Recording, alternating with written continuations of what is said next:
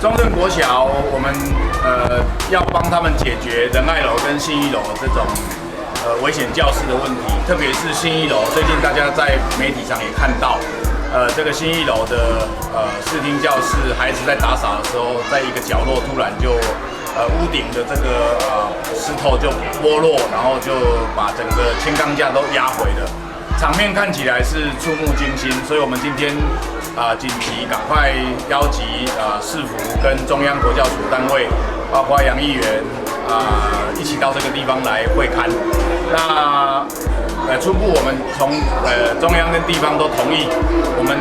因为现在已经是10月了，所以新的年度也就是明年1月开始，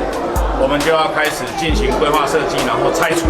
把这个仁爱楼跟信义楼都盖新的。那我想给孩子一个安全的上课环境，这个是大人要做的事情。